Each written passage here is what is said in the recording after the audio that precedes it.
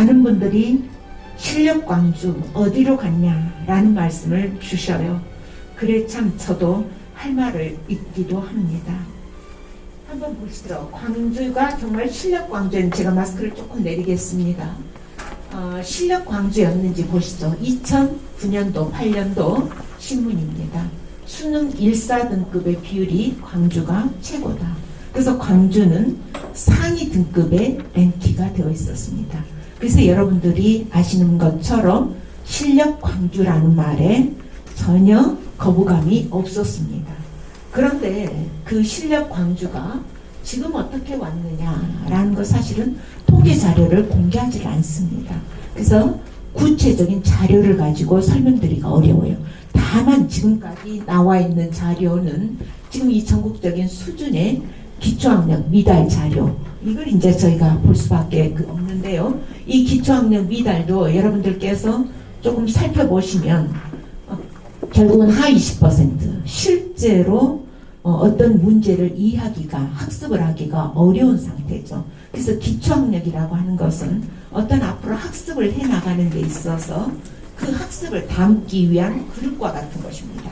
그래서 그 그릇이 있어야만 다른 학습 지적인 내용을 담을 수 있는 것이죠. 보통 교육학자들은 이것이 초등학교 3학년 때까지 결정이 된다라고 말합니다. 읽고 쓰기, 세마기 이런 것들이죠. 그런데 이 기초학력이 안 된다라고 한다면 그건 우리 미래사회에서 생존 능력을 저는 잃는 일이다라고 생각을 합니다. 그렇기 때문에 기초학력은 단순히 학습을 하느냐 못하느냐의 문제를 떠나서 사회에서의 생존의 위기에 처하게 됩니다. 그래서 그 문제는 바로 인권의 문제로 연결된다라고 보고 있습니다. 그래서 한번 보시죠. 자, 실제 여기에 보시면 성취도 평가가 미공개되어 있어서 제가 구할 수 있는 자료는 2015년까지의 그 자료입니다. 그런데 2015년까지 자료 중에서 보면 국어, 수학, 영어 순으로 기초학력이 전국에서 1, 2, 3위를 광주가 차지하고 있다라고 하는 것이죠. 이거는 기초학력 미달이 우리 광주가 2015년에 1등이고 또 2등이고 3등이다. 그만큼 기초학력 미달자가 많다라는 뜻이 됩니다. 우리가 정말 잘하는 우수한 학생이 1, 2, 3등이었으면 얼마나 좋겠습니까? 근데 꼴찌에서 결국은 우리 광주가 1, 2, 3등을 차지하고 있다. 이렇게 이해할 수밖에 없습니다. 그래서 조금 더 보시죠. 2015년의 우수학력은 전국 중하위권 전체적으로 이렇게 전락을 했습니다. 그러면 이제 저희가 찾을 수 있는 가장 최근의 자료는 어떤 것인가 하는 걸 보게 되면, 제가 좀 수능 자료를 구해봤습니다. 그래서 수능 자료를 보게 되면 대도시 평균 수준을 저희가 밑돌고 있습니다. 이 표를 보시게 되면 실제로 광주의 9등급은 자 이렇게 되어 있습니다. 그래서 여기에 보시면 광주의 9등급은 실제로 3.5%, 3.5%, 그래서 대도시 평균은 2.7%, 3.4%입니다. 그런데 광주는 그보다 추월하는 9등급 비율은 더 높습니다. 특히 전남보다도 더 수학의 경우에는 높다라고 하는 9등급의 비율. 그래서 기초학력 미달을 우리가 짐작할 수가 있고요.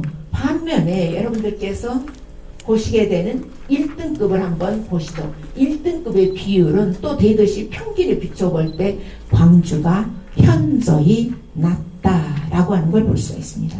통상적으로는 수능에서 전국적 1등급은 우리가 비율적으로 4% 정도로 보고 있는 것이죠. 그러나 광주의 경우에 그 비율이 낮다라고 하는 것은 1등급 비율이 3.5, 3.4%, 특히 대도시 7대 광역 대도시에 비추어 보면 그 비율이 더 극적으로 낮은 것을 볼 수가 있습니다. 그 다음에 한번 또 보시죠. 아까 제가 잠깐 말씀을 드렸는데 수학 나의 경우에 전남보다도 낮습니다. 며칠 전에 그 어떤 그 의원실에서 보도한 자료에 따른다면 저희가 그 수포자라고 하는 경우에 수학을 포기한 학생들이죠. 수포자가 초등학교 때 수학에 대해서 배우는데 스트레스를 느끼느냐 이걸 물어봤더니 초등학교생들은 거의 한 44.7% 정도가 초등학교 5학년 때부터 수학에 대해서 스트레스를 받는다라고 하는 거예요. 그럼 중학교 3학년 가면 몇 퍼센트가 받냐면 한 62%, 63%가 수학에 대해서 스트레스를 받는다. 그런데 고등학교 2학년 올라가면 72%가 수학에 대해서 스트레스를 받는다. 우리가 흔히 말하는 수포자라고 하는 것이 정말 거짓이 아니다. 우리 학생들이 72%의 학생이 수학을 포기하고 싶을 만큼 스트레스를 받고 있다. 그런데 여러분들 앞으로의 미래 사회 어떻게 보셔요? 다 4차 산업시대다, 또 과학기술 혁명의 시대다, 이런 얘기합니다. 또 특히 AI 시대다. 이 AI 시대나 4차 산업시대를 살아가는 데 있어서 수학은 기본적인 능력이 되어질 겁니다. 사실 수학의 중요성은 갈수록 다 커져가고 있는 것이죠. 그런데 그러한 수학에 대해서 스트레스를 받고 있고, 이 수학의 경우가 전남보다도 0.1%가 낮은 것은 우리가 심각하게 고민해야 된다. 특히 광주가 AI 중심 도시를 지향하고 있음에 비추어 볼 때 우리가 적극적인 대책을 통해서 수학에 대한 영역을 높이지 않으면 안 될 것이다. 그런 생각은 아마 여기 계신 여러분들도 다 생각하시리라 듭니다. 그 다음에 한번 보시죠. 이 원인이, 그러면 우리 학력자의 원인이 여러 가지가 있을 겁니다. 근데 저는 어떤 현상에 좀 주목을 했냐면 고등학교 배정을 좀 봤습니다. 고등학교 배정이 광주의 경우에 어떻게 배정을 하느냐 하면 실제 선지원, 그래서 중학교에서 고등학교를 갈 때 선지원은 20%만 허용을 합니다. 나머지 80%는 후지원. 그래서 교육청에서 GIS, 지리적인 거리에 따라서 구역을 정해놓고 있습니다. 그래서 지원해서 80%는 가게 됩니다. 그래서 실제 본인이 선택할 수 있는 선지원은 20%이고 교육청이 자의적으로 거리에 따라서 조정을 해주는 것이 80%에 달하고 있습니다. 그래서 이 체제는, 고등학교 배정 체제는 공급자 중심의 시스템으로 운영되고 있다라고 하는 것을 볼 수가 있는데요. 그 때문에 어떤 현상이 나타나는지 한번 보시겠습니다. 여기에 보면 제가 이제 제시한 표는 구별로 사실 학교 수를 제가 정리를 해봤습니다. 그런데 이 학교 수를 보게 되면 중학교는 28.3%가 사립 중학교입니다. 그런데 고등학교는 사립이 63.2%입니다. 사립이 어떻습니까? 고등학교의 경우는 절대적으로 많습니다. 그런데 제가 한국교육학술정보원을 퇴임한 이후로 많은 학교들을 방문했습니다. 학교를 방문해서 공사립 가리지 않고 얘기를 좀 제가 들었습니다. 많은 사립학교의 경우에 불만을 얘기하는 것이 교육청에서 이러이러한 자율권을 인정하지 않는다. 또 선생님을 뽑지 못하고 있다. 또 우리 광주가 기간제 교사 비율이 가장 높은 지역이다. 라고 하는 여러 가지 문제점들을 말씀을 하십니다. 그래서 사립학교와 어떻게 보면 교육청 간의 갈등이 내재되어 있습니다. 제가 오늘 주목하는 것은, 그런데 그 사립학교 비율이 고등학교는 63.2%에 달한다. 그러면 우리 학생들 입장으로 돌아가서 보면 63.2%의 학생들이 교육청과의 갈등으로 인해서 여러 가지 어려움을 처하고 있다. 그래서 제대로 지원을 받지 못하고 있다. 또 어떤 고등학교는 제가 보니까 3년 반 가까이 교장 선생님, 교감 선생님이 없다라고 말씀하셔서 깜짝 놀랐어요. 3년 반이나 학교를 리딩하는 교장 선생님이 없어도 학교가 잘 굴러갈 수 있나요? 제가 그렇게 물을 수밖에 없었습니다. 그래서 이러한 사립학교의 높은 그 비율, 그 구조 속에서 갈등이 내재되어 있는 것을 볼 수가 있겠습니다. 그 다음에 보시죠. 많은 분들이 우리 아이 어디로 학교를 보낼까 학부모님들 걱정하시지요. 그런데 그 걱정의 단초를 좀 찾아보면 최근 5년간의 타시도로 여기 진학하는 비율 어디가 높습니까? 지금 전남이 높습니다. 그래서 우리 광주의 아이들이 저는 전남에서 광주로 지금 대도시로 와서 좋은 교육을 받으려고 경쟁해야 되는데 거꾸로 우리 광주의 우수한 학생들은 전남으로 빠져나가고 있다라고 하는 것을 볼 수가 있습니다. 그래서 281명 정도가 지금 2021년에도 전남의 학교로 이탈하고 있는 현상을 볼 수가 있죠. 그 다음에 보시면 또 이 이탈이라고 하는 게 또 전학을 통해서도 이탈을 하게 됩니다. 그래서 전학하는 숫자를 보게 되면 그 고등학교에서 그 중학교로 그 전학할 때 144명, 148명 이렇게 자 242명, 142명이 고등학교로 그 전학을 옮겨가고 있습니다. 그래서 1차 유출은 초등학교에서 중학교를 진학할 때 1차 유출이 있고요. 그 다음에 2차 유출은 보통 중학교에서 고등학교 갈 때 2차 유출, 그리고 또 대학을 3차적으로는 갈 때 3차적인 유출이 있게 되는데요.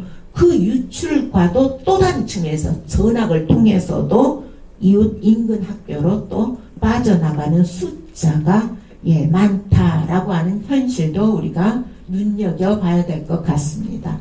그래서 한번 또 보시겠습니다. 그러면 광주의 학력이 저하됐다. 실력 광주 옛날이요 라고 말한다면 이 실력 광주에 대한 자괴감 우리가 좀 제대로 처방을 좀 찾아봐야 될 것 같다라는 생각이 드시죠. 그러면 어떤 문제가 있을까? 저는 크게 네 가지 점에서 그 문제점을 살펴봤습니다. 그래서 첫째로 우리는 내 성적이 내 수준이 어느 정도인지, 특히 아까 제가 기초학력은 초등학교 3학년까지 거의 형성이 된다라는 말씀 드렸는데 초등학교 3학년까지 사이에서 이 기초학력이 우리 아이가 미달인지 기초학력을 따라가고 있는지 이걸 알 수 있는 방법이 거의 없다라고 하는 것이죠. 그래서 평가를 안 하기 때문에 학력 수준에 대한 진단평가가 없습니다. 그래서 실제 그 진단 자체가 병이 있어도 그 병에 대한 진단을 할 수 있는 체제가 갖추어져 있지를 않다라고 하는 것에 문제가 심각성이 있습니다. 그 다음에 두 번째는 아까 잠깐 말씀드렸던 것처럼 사립과 교육청 간의 갈등이죠. 그래서 사립에 대한 제한, 제재 조치 이러한 문제점들, 물론 사립의 경우에도 문제가 없는 것은 아닙니다. 그러나 가장 중요한 관점은 공립이든 사립이든 우리 학생들의 관점에서 문제를 보아야 된다라고 하는 점에 비추어 본다면 사립에 대한 제한, 제재, 갈등 이것이 누적돼 가고 있는 것도 우리 학력자의 또 하나의 원인으로 지목이 될 수 있을 겁니다. 그 다음에 세 번째로 제가 많이 듣는 얘기는 자유학년제에 대해서 얘기를 합니다. 물론 자유학기제가 실시됐던 것은 2015년 박근혜 정부에서 시작이 됐어요. 그리고 2017년부터 자유학년제로 그것이 1년 동안 확장이 됐죠. 근데 이 자유학년제 동안에는 수행평가는 있지만 절대적인 평가를 하지 않습니다. 그래서 이 자유학년제가 특히 이제 중학교 들어가면 학년이 바뀌면서 1학년 때 자유학년제를 시행을 하게 됩니다. 그래서 그 1년 동안에 다양한 체험을 하고 아이들의 적성을 찾아준다라는 취지였지만 실제로 중학교 들어가자마자 1년 동안 우리 학생들에게 공부하는 습관, 여러분들 공부하는 것 보면 일종의 습관이라고 하는 것 우리가 기억하실 겁니다. 그런데 그러한 것들이 놓쳐지고 있는 거 아니겠느냐라는 생각. 특히 우리가 이 자유학년제의 모델로 삼았던 아일랜드의 경우에는 15살 때 아이들의 성장 과정에 비추어 볼 때 자기에 대한 정체성이 형성이 되고 자기 진로에 대해서 의식하게 되는 나이에 해야 된다라는 그러한 주장도 있습니다. 최근에 제가 교육부하고 회의를 하면서 느끼는 것은 교육부도 이 자유학년제 문제점을 느끼고 있는 것 같습니다. 그래서 아일랜드식 전환학기제와 마찬가지로 중3 2학기 때로 바꾸는 방법에 대해서 고민하고 있는 걸 보고 있습니다. 그래서 이 자유학년제를 어떻게 움직일 거냐. 그 다음에 또 한 가지 문제는 혁신학교입니다. 혁신학교가 많은 분들의 지지도 받고 있는 것도 저는 사실이라고 생각을 합니다. 특히 초등학교에서는 혁신학교에서 어떤 수평적인 구조 속에서 다양한 경험을 할 수 있도록 장려하는 것은 필요하다라고 봅니다. 그러나 많은 혁신학교는 고등학교의 경우에는 우리 광주의 경우 4곳이 있는 것으로 알고 있습니다. 그런데 이 혁신학교에 대한 많은 기피 현상도 학년이 올라갈수록 커지고 있다. 특히 제가 듣는 얘기는 혁신학교가 아닌 비혁신학교, 일반 학교의 경우에 혁신학교는 지원액이 높은데 왜 우리 일반 학교는 지원을 안 해주느냐라고 하는 갈등 요인이 내재되어 있다라는 걸 볼 수가 있습니다. 그래서 정말 혁신학교가 제대로 돌아간다면 많은 학교들이 혁신학교로 옮기고자 해야 되고 또 혁신학교로 지원을 해야 됩니다. 그러나 그 혁신학교에 대한 지원 자체도 극히 제한적인 것을 볼 수가 있습니다. 그래서 이 문제도 저희가 관심 있게 봐야 됩니다. 그 다음에 마지막으로 고교 배정이라는 이 시스템. 그래서 공급자의 편에 따라서 제공되는 그 고교 배정 방식, 수요자의 요구에 과연 맞는 것이냐. 사실은 제가 한국교육학술정보원에서의 경험에 따르면 예전에 그 유치원 여러분들 응모를 할 때 어땠냐면 좋은 유치원 가려고요. 한 며칠씩 입을 들고 가서 유치원 앞에 줄 섰던 경험 있어요. 혹시 여러분들은 그런 경험 안 가지고 계십니까? 그래서 유치원 앞에서 입을 들고 정말 사람 사가지고 버텼어요. 그래서 선착순으로 좋은 유치원 들어가려고 했거든요. 근데 지금은 거의 싹 없어졌어요. 왜? 지금 처음 학교로란 플랫폼을 한국교육학술정보원에서 운영을 해요. 그래서 그 플랫폼에서 모든 유치원에 대한 자료를 다 올려놓습니다.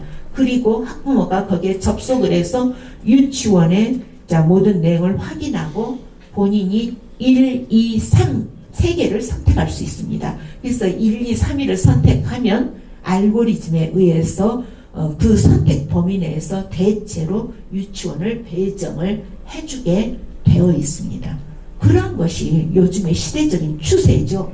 그런데 여전히 우리는 고교 배정을 놓고서도 많은 불만이 야기가 됩니다. 특히 이 고교라고 하는 것이 광산 같으면 인구는 급격히 늘어나는데 학교가 적어요. 그래서 갈 수 있는 학교가 적어서 또 멀리 그 구간 경계를 넘어서 가야 되는 것이고, 또 아시다시피 고교 갈 때 많은 학부모님들께서는 사립고등학교를 보내고 싶어 하십니다. 그래서 이런 그 문제들이 복합적으로 고교 배정과 관련해서도 얽혀 있는 것을 볼 수가 있습니다.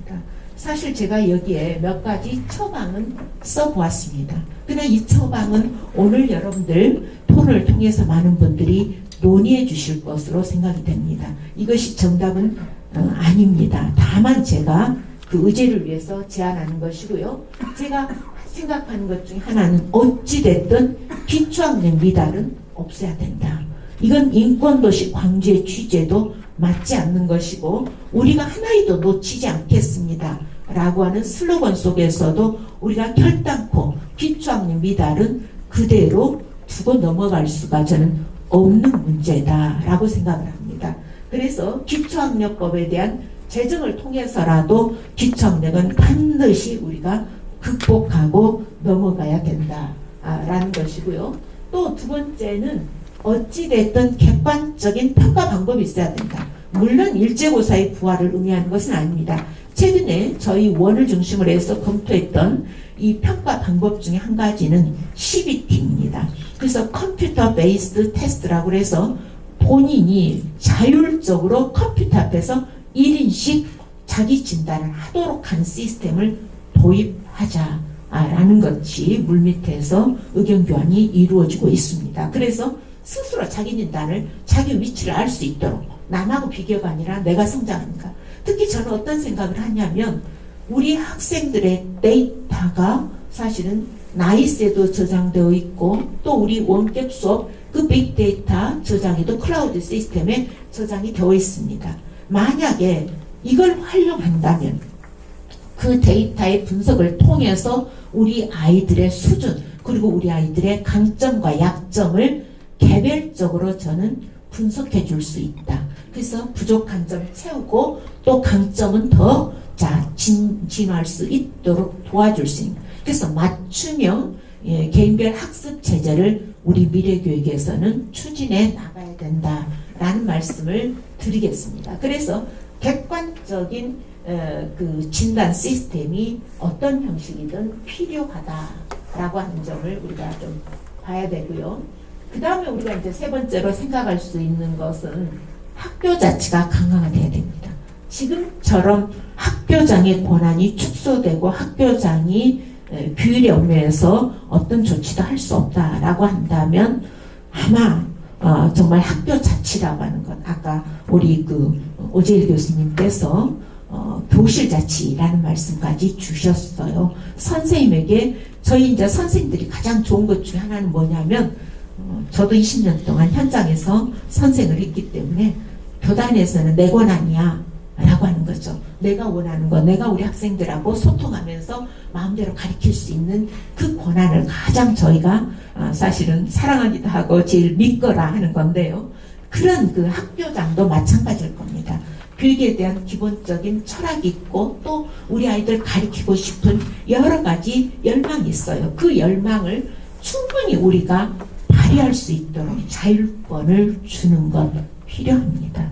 그래서 저는 교육감이라는 자리는 가르치는 자리가 아니에요. 가르치는 것은 선생님들이 잘 가르치시도록 하는 것이고 다만 교육감은 그 선생님들이 정말 열심히 또 열정을 다해서 혼신의 힘으로 가르칠 수 있도록 지원하는 시스템입니다. 그래서 행정적인 시스템을 갖춰 나가는 것이 더 중요한 일이다. 이렇게 보고 있습니다. 그래서 저는 정말 학교는 키워주되 행정은 줄여주는 것, 간섭은 줄여주는 것. 이것이 오늘 우리 광주에게 검토해봐야 될 하나의 과제가 아닐까 생각을 합니다. 그리고 아까 고교 배정 방식 여러 가지 아쉬움이 있다라고 말씀드렸어요. 실제 그 고교 배정이 결단코 편한 일은 아닙니다. 뭐 거리를 GIS를 이용해서 거리 분석을 한다 해도 많은 학생들은 또 이제 통학 지금 해야 되는 구조 속에서 뭐 지금 교통비 지급도 일부 하고 있다고 듣고 있습니다. 그러나 좋은 것은 결국은 수요자가 원하는 방식, 이 수요자가 원하는 방식으로 고교를 배정해주는 원칙을 우리가 이제는 검토할 때가 됐다. 이건 역시 데이터와 알고리즘을 통해서 저는 해볼 수 있는 시도다라고 보고 있습니다. 무엇보다도 우리가 받는 교육, 여러분들 얼마쯤 하시리라고 생각합니까? 우리 고등학생 1인당 지금 얼마 정도 공교육비가 들어갑니까? 1,000만 원 들어간다고 그랬어요. 우리 송민아 수석교사님 고등학교 1인당 공교육비 얼마 들어가요?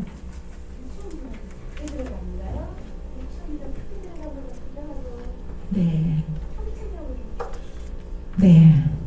제가 아는 바로는 우리 고등학교는 2020년 자료로 16,000달러가 넘습니다. 그러면 거의 우리 하나로 따졌을 때 1년에 2천만 원 가까운 1인당 공교육비가 투입되고 있다라고 봐주는 거죠. 물론 초등학교는 낮습니다. 초등학교는 12,000불 정도고요. 중학교는 한 14,000불 이렇게 차등은 있습니다. 제가 2015년에 국회에 있을 때 그 조사를 해봤어요. 그때는 그 2015년 정도에는 고등학교가 550만 원 정도였던 것 같아요. 그런데 그 사이 이렇게 늘어난 것은 말하자면 예산 구조의 문제가 있습니다. 왜? 지금 교육 예산은 교부금은 전체 내국세의 20.79%로 법정에 딱 정해져 있어요. 근데 내국세가 대폭 늘었어요. 그런데 반대로 학령 인구는 줄었습니다. 그래서 1인당 공교육비가 그렇게 대폭 지금 상승을 한 겁니다. 제가 여기 계신 분들께 여러분 아드님, 여러분 따님 국가에서 1년이면 2천만 원 정도 교육비에 지원하고 있습니다. 그 말 들으면 믿으실 거예요? 그 말에 우리 애가 지금 2천만 원 지원받고 있다고 아마 대부분 놀라실 겁니다. 그럴 만큼 우리가 상당히 공교육비 구조는 올라가 있습니다. 그래서 제가 왜 이야기를 장황하게 드리냐면 그 들어가는 돈만큼 가성비 높은 교육의 품질을 끌어올리지 않으면 안 된다. 그래서 교육의 품질을 대폭적으로 올리는 방법을 우리가 찾아내야 된다라고 하는 과제를 안고 있다라는 말씀을 드립니다. 그 다음에 보시죠. 그럼 광주교육 무엇을 준비해야 하나 한번 여러분들 보시겠습니다. 저는 그 광주교육대학에 그리고 또 경기대학교에 그리고 대구 세 곳에다가 대한민국 미래교육의 모델을 세웠습니다. 그래서 세 군데의 모델을 세웠는데 그 모델들은 미래교육하면 통상적으로 교육과 기술의 결합을 통해서 몰입교육이거나 훨씬 더 효과적인 교육 방법을 이끌어낼 수 있다라고 믿는 것이죠. 그래서 미래교육에서는 말하자면 IT를 통해서 아까 제가 말씀드렸던 거죠. 학생들의 데이터를 분석을 해서 개인별로 학습을 지원해주는 시스템이 도입이 됩니다. 그리고 다양한 에듀테크라고 하는 기술과 교육의 결합이라고 하는 에듀테크가 활용이 됩니다. 제가 지난주에도 광주교대 에듀테크 소프트랩을 다녀왔어요. 근데 굉장히 기술적인 지원들이 좋습니다. 그런데 이 기술만으로 우리 아이들이 제대로 교육받을 수 있느냐? 그건 아닌 것 같아요. 왜? 제가 이 저스틴 나이시 교수를 MIT 미래랩, 이 사람이 제일 먼저 초창기 미래교육을 선도를 했고 에듀테크 소프트랩이라는 얘기를 많이 했어요. 특히 저도 에듀테크 소프트랩을 만들 때 구상을 할 때 어디를 본받았냐면 미국의 애플을 본받았어요. 그래서 미국의 애플이 어떤 걸 하냐면 선생님들한테 ACOT라고 해서 애플 클래스 오브 투마로우, 그래서 내일을 위한 애플 학교다 해서 선생님들을 가르칩니다. 선생님들한테 뭘 가르쳐요? 교육과 기술에 결합할 수 있는 새로운 획기적인 교수학습 방법을 가르칩니다. 그래서 그걸 우리나라에도 해야 된다. 빠르게 이 디지털로의 전환을 선생님들이 먼저 따라갈 수 있어야 된다 해서 저도 그러한 에듀테크 소프트랩을 구상하기에 이르렀었는데요. 그러나 우리가 동시에 기억해야 될 것이 있습니다. 에듀테크는 기존 교육을 물론 상당히 효과적으로 바꿔줄 수 있습니다. 그러나 그것이 전부는 아니다. 결국 결론은 어디에 있는 거냐? 기술과 데이터가 도와주는 것 같지만 그보다 더 중요한 것은 학부모를 비롯한 교육 관계자들에게 달려있다라는 겁니다. 아무리 좋은 기술, 아무리 좋은 장비를 주어도 결국 학생들을 바꾸고 교육하고 하는 것은 선생님이고 학부모고 학생 자신입니다. 그렇기 때문에 이들의 인식, 이들의 마음이 바뀌지 않으면 안 된다라고 하는 겁니다. 아마 광주교육청이 적극적인 지지를 하고 뭘 요구하고 선생님들한테 해도 선생님들 마음속에 그러한 변화가 일어나지 않으면 안 됩니다. 그래서 제가 좋아하는 말 중에 이런 말이 있습니다. 교육은 양동이로 물을 쏟아붓는 것이 아니라 불꽃을 피워가는 것이다. 우리가 불꽃을 피울 때는 한꺼번에 불꽃 못 피워요. 불어가면서 조심조심 시간을 갖고 해야 됩니다. 훅 불어도 불꽃 일하다 꺼져버려요. 그니 그걸 잘 수위를 조정해가면서 불꽃을 이렇게 일으켜줘야 됩니다. 그래서 학생들 가슴에다가 불꽃을 일으키는 것이 저는 진짜 교육의 대전환이다. 기다림이 필요합니다. 그리고 우리가 한 명 한 명 소중하게 대하는 것이 얼마나 중요한지 모르겠다 라는 말씀을 드리고 싶습니다. 제가 미래교육을 이야기하면서 왜 이런 얘기를 하느냐, 미래교육을 가다 보면 그 기술만이 결코 사람한테 전부는 아니다라고 하는 것도 우리가 생각하면서 가야 됩니다. 그래서 마음속에 불꽃을 어떻게 일으킬까? 우리 아이들 엄마가 아무리 다그쳐도 공부되는 거 아니에요. 서서히 변하는 것이고 그 마음속에 스스로 하고 싶은, 그래서 그 불꽃이 뭐냐면 저는 그것이 자기 주도성이다 라고 믿습니다. 앞으로 세상은 모든 자료와 이러한 것들이 개방과 공유로 나갑니다. 그래서 어떤 자료도 다 구할 수 있어요. 그러면 이 세상 속에서 어떻게 해야 되느냐, 그걸 접속하고 그걸 관심 있게 보고 그 문제를 해결하려고 하는 스스로 마음속에 자기 주도성이 있어야 됩니다. 이 자기 주도성을 일으키지 못하면 그 교육은 성공할 수 없다라고 하는 것도 우리가 염두에 둬야 될 것 같습니다. 그래서 한번 보시죠. 결국 미래교육이라고 하는 것은 이러니 저러니 해도 게임의 규칙 자체가 달라지는 겁니다. 그래서 모든 아이들 출발선상을 똑같이 해서 앞에 가 있는 아이 뒤로 와, 뒤에 있는 아이 끌어당겨. 그래서 출발선만 동일하게 해주면 공정한 것이냐, 그렇지 않다라고 하는 겁니다. 어차피 출발선상을 같이 맞추려고 하기보다는 여러분들 운동장을 평평하게 펴는 것이 아니라 서로 손을 잡고 둥그란 원을 만드는 것처럼 상대를 인정하고 협력할 수 있도록 연대할 수 있는 구조를 만들어주는 것이 미래교육의 게임입니다. 앞에 나가 있는 거 잡아당기지 마세요. 앞에 서세요. 나 옆에 씁니다. 나 뒤에 쓸 수 있어요. 그러나 서로 공유하고 연대하고 협력할 수 있는 시스템을 만들어내는 것이 더 중요하다라고 하는 것 여러분들께 오늘 함께 고민해 보시자라는 말씀을 좀 드리겠습니다. 그래서 우리가 앞으로 미래교육을 한다라고 하면, 그래 우리 지역 미래 인재 어떤 인재를 키울 거야? 창의적인 인재, 문제풀이를 잘하는 인재, 수능 100점인 인재, 어떤 인재를 키울까부터 사회적인 대타입이 필요해요. 그래서 제가 얼마 전에 그런 얘기를 언론에 했습니다. 우리 교육의 문제는 혼자서 풀 수 있는 게 아니다.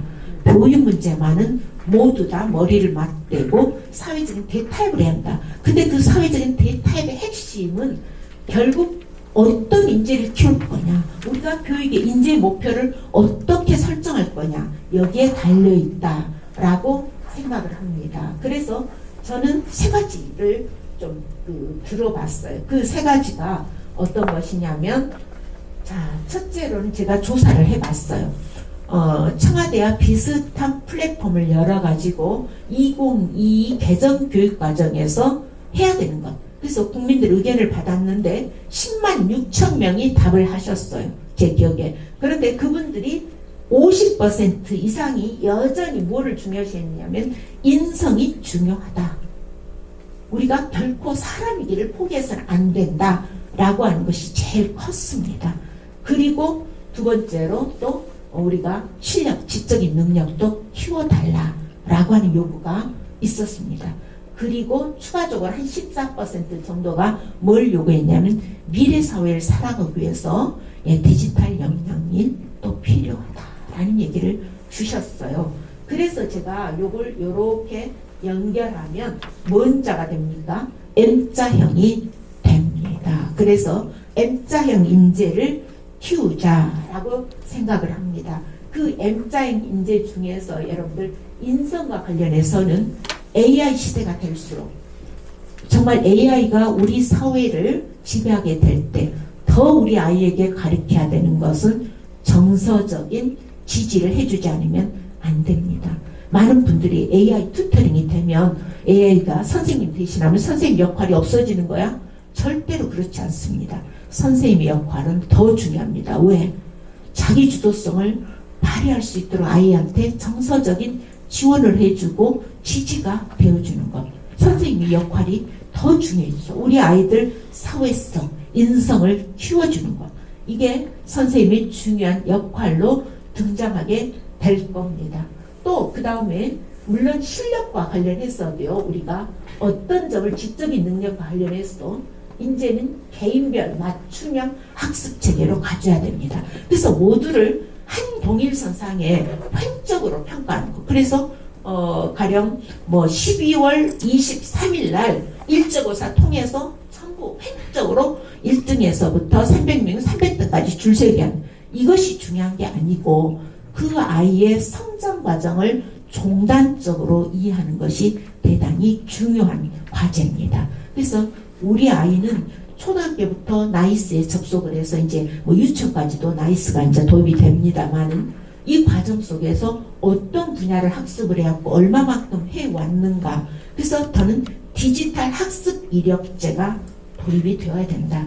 이렇게 봅니다. 그래서 디지털로 우리 아이가 학습이라는 걸 하게 되면서 무엇을 했는지, 어떤 반응을 보였는지, 어떤 성취도를 보였는지 개인별로 전부 다 관리가 돼야 될 겁니다. 그리고 부족한 부분을 메꿔주도록 하는 거. 그럼 여러분들 디지털 이력을 스스로 관리하게 되면 그건 뭐 지가 마음대로 고치는 거 아니야? 불가합니다. 왜? 여러분들 아시죠? 요즘은 블록체인이 형성이 돼 있습니다. 블록체인 기술이 발전하고 있기 때문에 그 각자 내가 어디에서 과목을 들었어. 그리고 거기에서 이런 정도의 성과를 냈어. 라고 하는 거 블록체인으로 전부 다 관리가 됩니다. 그렇기 때문에 종단적으로 내가 작년보다 얼마만큼 성장했어. 내가 3년 전보다 얼마만큼 성장했어. 그 사이에 뭐가 달라졌어. 라고 하는 그런 내용들이 앞으로는 개인별 디지털 이력관리 시스템으로 갈 겁니다. 그래서 어떤 학습 얼마만큼 성장해 왔는지를 평가하고 인정할 수 있는 제도로 가져야 된다라고 하는 것이고요. 기초학력에 대해서는 진단과 보정 시스템을 제가 한국교육학술정보원에서 운영을 했어요. 그런데 많은 아이들이 여기에 접속을 안 합니다. 애가 달아요. 왜? 진단을 좀 빠르게 하고 병이 있으면 진단하고 그걸 교정해 나가야 되거든요. 근데 이 접속이 잘 안 돼서 우리 학생들이 많이 접속을 안 해서 걱정이에요. 그런데 이 진단과 보정은 앞으로 더 사실은 강화해내야 되고 또 사용하기도 편리하도록 해줘야 됩니다. 또 여러분들 기초학력에 대해서는 며칠 전에 이제 그 모 대통령 후보께서도 교육 공약 속에 넣으셨던데 기초학력에 대한 전담 인력이 구축이 돼야 됩니다. 그래서 전담 인력을 배치하는 것이 옳은 거고요. 또 학교 현장에다가 자율성을 교장선생님께 또 선생님들께 우리 아이들에 대해서 믿어야 됩니다. 그래서 그러한 자율권을 줄 때 저는 상당 부분 해소될 수 있다라고 믿습니다. 그 다음에 보시죠. 실제로 우리 학교가 좀 달라졌으면 하는 그런 바람이 있습니다. 특히 이제 내년 2023년에 이르게 되면 고교학점제가 도입이 됩니다. 근데 고교학점제는 여러 가지 지금 우려는 안고 있어요. 취지 자체는 대단히 좋습니다. 빠르게 학생들의 적성과 역량을 파악해서 진로에 맞는 과목을 선택해서 들을 수 있도록 하는 구조는 대단히 중요한데요. 그러나 운영 방법에는 대단히 신중해야 됩니다. 어떤 신중함이 필요하냐면 어떤 학생은 지금 수업 시간이 아닐 수도 있어요. 어떤 학생은 수업을 해요. 그러면 그 학생들의 공간이 달라져야 돼요. 그래서 학교, 고등학교 공간 자체를 다양한 구조로 바꿔줘야 됩니다. 학생이 다양한 실습을 할 수 있도록 그 공간 구조가 달라져야 되고 특히 이제 공통 과목과 선택 과목, 진로 과목을 선택할 때도 아주 이거 배치를 섬세하게 조율하지 않으면 안 됩니다. 왜?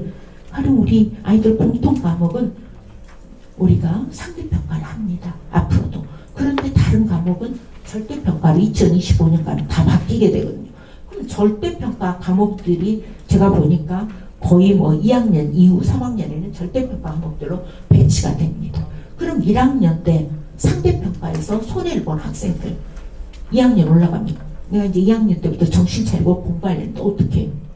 이미 상대평가 과목들은 성적이 끝나버렸어요. 그럼 수능에 제시를 해야 되는데 어떻게 할 거냐 라는 고민이 남습니다. 그러면 저는 틀림없이 학교를 그만두겠다. 나는 수능으로 가겠다. 이런 구조가 나올 수 있어요. 그래서 고교학점제는 수능에 대한 검토와 함께 이루어져야 됩니다. 그래서 수능이 전면적으로 개편이 돼야 됩니다. 실제 교육부에서도 내부적으로 2028년 가면 수능을 전면적으로 바꿀 겁니다. 미래형 수능으로 간다라고 하는 기본 개념 설정하고 있어요. 그러나 미래형 수능이라고 하는 그 그림은 사실 구체적으로 아직 나와 있지는 않습니다. 다만 우리가 준비해야 되는 것은 서술 논술형의 수능이 도입될 것이다 라고 하는 그런 정도만 구상을 하고 있습니다. 그래서 학교 공간 구조가 우리 아이들이 가고 싶은 학교, 우리 아이들이 놀고 싶은 학교, 놀아도 학교에서 놀고 공부해도 학교에서 하고 또 거기에서 체험을 해도 학교 공간에서 하고 싶은 그런 공간 구조로 바꿔 나가야 된다라고 하는 걸 볼 수가 있고요. 그 다음에 한번 보시죠. 학교라는 것을 놀이터로 제가 했습니다만 여기에 라바가 여러분들 뭐저 용암이 흐르는 걸 우리가 그 라바라고 보통 하죠. 근데 이건 가변식 건물입니다. 그래서 옮겨다닐 수 있는 교실 자체를 이런 구조. 또 여기에 있는 것은 제가 한국교육학술정보원에 있을 때 세종 미래의 학교를 모델링 저희 원이 해본 겁니다. 그래서 자연과 어우러지는 지금까지 학교는 잊어라. 지금까지 학교는 많은 분들이 그 이야기 하시죠? 교도소와 학교만 사각형 건물. 왜? 관리하기 쉬우라고. 이런 구조로 학교가 되어 있다. 우리 아이들을 감옥에 가두는 것이 아니라면 학교 공간 구조는 자유로운 공간 구조, 훨씬 더 자연과도 어울리고 서로 간에 협력할 수 있는 구조로 바뀌어야 된다라고 하는 것을 생각할 수가 있지요. 그 다음에 제가 이제 아까 잠깐 말씀드렸던 것처럼 공교육의 품질을 대폭 올려야 됩니다. 그러려면 우리 준비할 게 있어요. 품질을 뭘로 측정할 거냐라고 하는 것부터 생각을 해야 됩니다. 그래서 교육의 퀄리티, 품질을 높이는 거. 왜? 우리는 이미 선진국보다 훨씬 더 많은, 선진국 OECD 평균보다 더 많은 교육비를 쓰고 있습니다. 그렇다라고 한다면 우리 교육이 과연 선진국형의 질에 도달했느냐라고 하는 거 우리 자문해야 됩니다. 여러분들이 교육에 대해서 관심을 가져야 되는 것은 바로 이런 이유예요. 우리 아이가 받는 교육, 우리가 낸 세금으로 운영되는데 이만큼 지금 투여되고 있어. 그에 맞는 교육 지금 제공하는 거예요? 제공받고 있는 거예요? 라고 하는 거 여러분들이 따져보셔야 됩니다. 즉 교육에도 이 품질과 관련한 가성비 문제가 저는 앞으로 대두될 수밖에 없다라고 하는 거 고민해야 됩니다. 그래서 이러한 공교육비의 증가와 관련한 문제도 우리의 과제가 될 겁니다. 제가 이제 이러저런 얘기를 두섭시 여러분들께 말씀을 드렸습니다만 우리 교육의 대전환 맞습니까? 그 교육의 대전환은 미래교육으로 가야 된다라고 하는 거죠. 이 미래교육은 코로나가 가져오는 게 아니에요. 미래교육은 제4차 산업시대에 필연적으로 갈 수밖에 없는 길인데 다만 코로나가 빠르게 반발을 못하도록 우리를 촉발시킨 측면이 있습니다. 그래서 이 미래교육으로 우리가 대전환을 해야 되는데 결국 광주교육이 나를 수 있을까요? 지금까지 우리 광주교육 저는 뭐라고 항상 표현을 하냐면 잔잔한 호수 같아요. 그냥 흔들리지 않은 호수 같아요. 그냥 정체되어 있어요.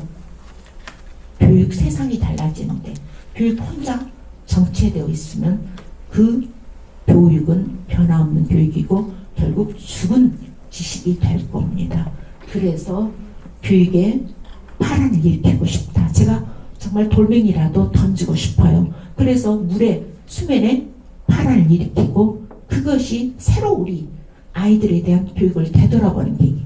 지금은 차이가 미세할 수 있어요. 그러나 시간이 가면 그 차이는 격차는 더 커지게 되어 있다라고 하는 두려움을 우리 가져야 됩니다. 그래서 그 속에서 우리가 광주교육이 새로 비상할 수 있는 걸 우리가 이 자리를 통해서 같이 머리를 맞대고 찾아보기를 기대합니다. 여러분들께서 그러한 일에 함께 나서주시기를 간곡하게 부탁드리겠습니다. 고맙습니다.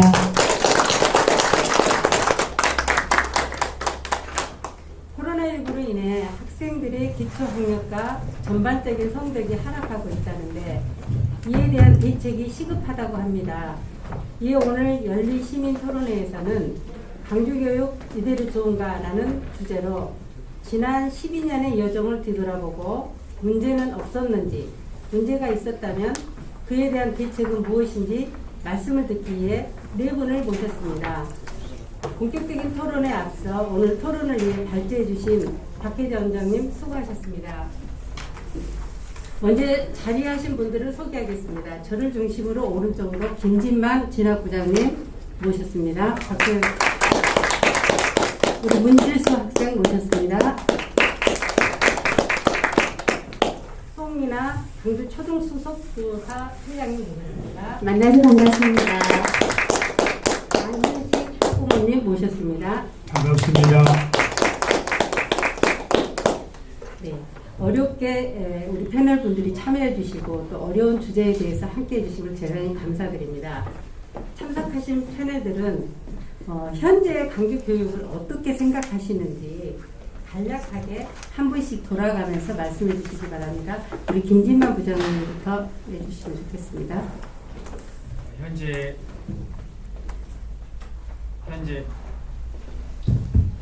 현재 광주교육청에서 광주고교 학점제 선도학교, 빛골 플랫폼, 빛골 다같이와 같은 것들을 운영하고 있습니다. 거기에 지원을 받아서 학교는 수시와 정시를 준비하고 있고 또 거기에 알맞게 합격도 내고 있습니다. 제가 고3 진학 분야 부장을 9년째 하고 있습니다. 그래서 성적의 추이를 정확히 알고 있습니다. 수시에서 학생부 교과나 학생부 종합전형에서 수능 최저를 요구하는 대학교가 상당수가 있습니다. 그런데 시간이 감에 따라 충족률이 조금씩은 저하되고 있습니다. 또한 수능에서도 성적의 하락이 보이고 있습니다. 분명히 장점도 있고 단점도 있습니다만은 수능 성적상에서는 조금은 위기다라고 생각될 수 있겠습니다. 이상입니다. 우리 문지수 학생. 광주 교육이라고 하기보다는 전국적으로 현재 코로나19 때문에 교육에 위기가 왔다고 생각합니다. 재수를 하면서 느낀 것은 고등학생들의 수준이 좀 많이 떨어진다는 것입니다. 그 이유로는 SNS와 유튜브 등이 너무 활발하게 발달해 있기 때문에 학생들이 활자에 많이 노출되어 있지 않기 때문이라고 생각합니다. 글을 읽고 생각하는 과정을 거치지 않고 그저 미디어와 매체에서 전달하는 것을 수용하는 것만이 문해력의 저하로 이어지고 있고 이것이 학력 저하의 주요 원인이라고 생각합니다. 그런 의미에서 학생들의 문해력 향상을 위해 광주 교육이 노력해야 하고 그 첫걸음이자 가장 중요한 것이 독서라고 생각합니다. 제가 학교에 다닐 때만 해도 학교에서 빛골 독서 마라톤이라는 프로그램을 적극적으로 독려했습니다. 책을 읽고 목표로 한 걸음 한 걸음 나아가는 과정이 굉장히 재밌었던 것으로 기억합니다. 하지만 요즘에는 이 프로그램에 대한 소식이 거의 들리지 않는 것 같습니다. 빛골 독서 마라톤뿐만 아니라 다양한 독서를 독려하는 프로그램이 광주를 만들어서 광주 교육이 크게 발전하면 좋겠습니다. 이상입니다. 네, 독서를 굉장히 잘했으면 좋겠다라는 생각을 가지고 있었습니다. 우리 송민아 선생님. 저는 결이 조금 다른 걸 한번 짚어볼게요. 정책을 세우는 데 있어서 뭐 이런 말은 있잖아요. 수업이 교사의 질을 넘을 수 없다. 교육이. 근데 그 교사의 질을 넘을 수 없는 게 있어요. 그게 바로 교육 정책이거든요. 그래서 교육 정책에 따라서 교사의 전문성이랄지, 교사의 전문성이라고 하는 것은 학생에게 직접적으로 영향을 미치는 요소이기 때문에 그 기준으로 한번 처음에 이 문제를 받았을 때 광주교육을 어떻게 한 단어나 한 구호로 종합을 해보면 어떤 게 어울릴까라는 생각을 했었습니다. 그 후보자님께서, 대통령 선거 후보자님께서 이런 얘기를 했었어요. 나라는 부자인데 국민은 가난하다. 이 말을 딱 듣는 순간 광주 교육에 대한 현상이 번개처럼 스쳤어요. 그래서 제가 여기에다가 대입을 해봤어요. 광주 교육은 부자다. 학생은 가난하다.